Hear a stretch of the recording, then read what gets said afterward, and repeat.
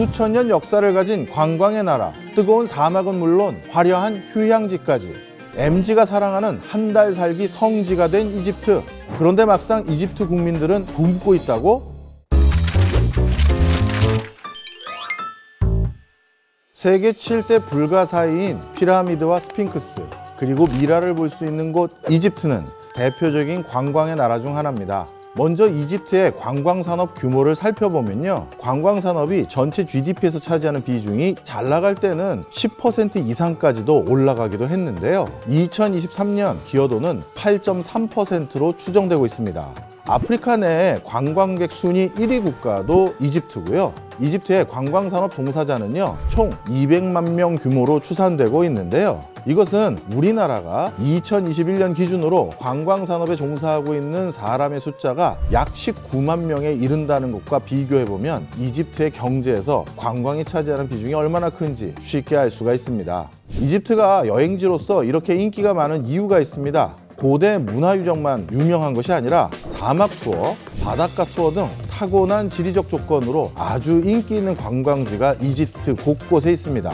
특히 홍해에 유명한 휴양지들이 다수 있는데요, 예를 들어 다이빙을 전문적으로 하는 사람들의 성지로 인기를 끌고 있는 곳이 있는가 하면 저렴한 물가 때문에 이집트는 한 달 살기의 성지로 떠오르고 있습니다. How many kilo? One kilo. 20. Okay. 1 kilo please. Okay. 와. 총 5개. 5개 20파운드. 와. 800원이에요. 1 kilo how much? 파운드? 10 pound. 10 파운드? 15 pound. 15. 10. 1.5리터 생수 한 병에 300원이니까 뭐 말 다 했죠. 물가가 진짜 상상 이상이야. 천국입니다, 천국. How much is dormitory? 150. How many people? Dormitory like 3 persons. And single room? Single room 350. 이런 물가라면은 저는 몇 달이건 머물 수 있을 것 같아요.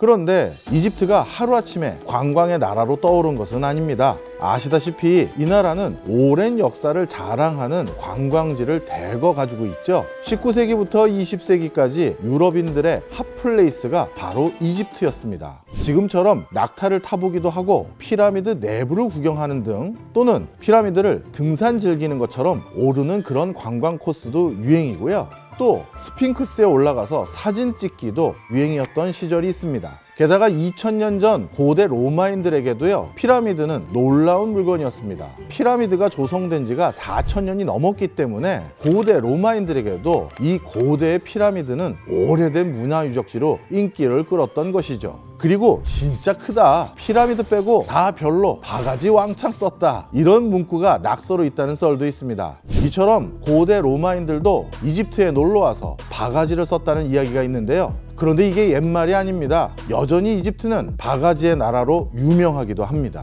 이집트는 흥정이 기본인데요, 가게에 가격표가 아예 없는 곳도 많고요, 대중교통, 호텔, 음식점, 병원 진료비까지 모든 게 흥정이 가능합니다. 문화적으로도 가격 협상이 통용되는 그런 나라가 이집트입니다. 그러다 보니까 처음 제시한 가격에 덜컥 물건을 샀다가 바가지를 쓰기 십상이죠. 이뿐 아니라 이집트 여행을 다녀온 사람들이 하나같이 하는 말이 있습니다. 호객행위 미쳤다. 얼마나 심각한 상황이냐 하면요, If you want to change your mind, come right, discount for you. Tell me your budget because it's please. No. Help me because it's Why? excuse me, listen. 또 따라. 350 pounds. Why? You American? How much? 200. Okay, 100. No. How much? Good idea. No. How much? 50. No.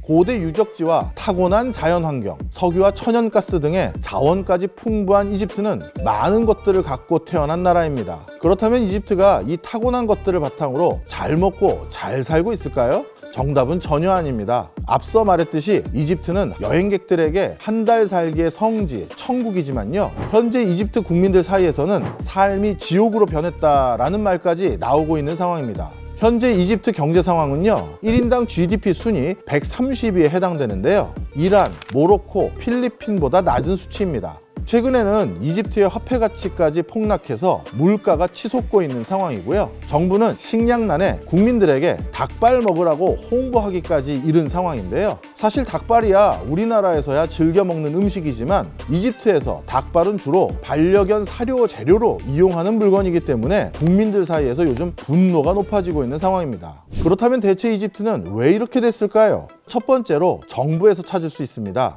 30년 독재해왔던 무바라크 대통령 축출 후 새로운 집권 세력들 역시 경제 문제를 외면한 채 독재 체제 구축에 힘썼다는 평가입니다. 오랫동안 이어진 대규모 무역 적자도 문제인데요. 산업 활동이 부진하고 장기간의 경기 침체가 이어지고 있는 상황입니다. 1970년대 초반까지만 하더라도 식량은 자급자족할 수 있었고요. 순수출이 많았던 국가가 이집트입니다. 하지만 계속되는 인구 증가로 수입을 해야 될 비중이 점점 늘어나다 보니 밀, 옥수수 등 대부분의 소비재와 산업재를 수입해오고 있는 상황입니다. 기본적으로 외화 보유고가 매우 적은 상태가 지속될 수밖에 없겠죠. 이 때문에 IMF의 구제금융을 3번이나 받은 적이 있고요. 이집트를 부르는 별명 중 하나가 빚 중독에 빠진 국가라는 닉네임도 가지고 있는 상황입니다. 이 와중에 이집트의 주요 외화벌이 탑3를 살펴보면요. 먼저 첫 번째로 해외 취업 노동자들의 송금을 꼽을 수 있습니다. 인근에 있는 중동이나 북아프리카 지역에서 본인들이 벌어들인 소득을 송금하는 국가 중에 가장 대표적인 국가가 바로 이집트입니다. 두 번째는 수에즈 운하를 통한 통관 수입이 있는데요. 이집트 정부가 살림살이를 하는데 무엇보다 중요한 수입원 중에 하나입니다. 마지막으로 세 번째가 앞서 설명드렸던 관광산업을 꼽을 수 있겠죠. 거기다 석유, 천연가스와 같은 자원 수출과 외국인 투자 및 원조가 이집트가 외화를 버는 대표적인 수단입니다. 그렇다면 이집트 주요 외화 수입의 특징은 뭘까요?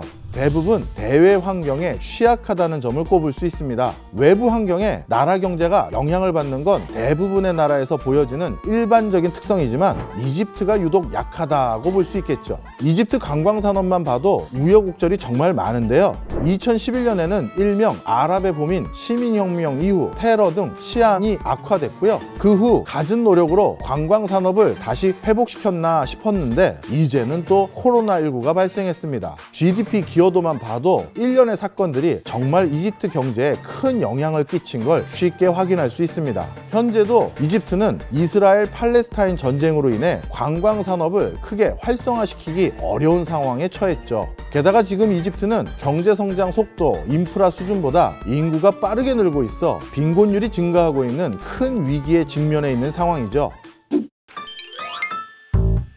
우리에게는 관광의 나라로 알려진 이집트지만 사실 이집트는 중동, 아프리카 지역의 제조업 강국으로도 유명합니다. 그럼에도 불구하고 앞에서 얘기했듯이 이집트는 경제 기반 미비와 외채 반복 등으로 인한 이유로 개선이 어려운 상황에 처해 있습니다. 과연 이집트의 미래는 어떻게 될까요? 오늘 저의 이야기는 여기까지입니다. 여러분은 어떠셨나요?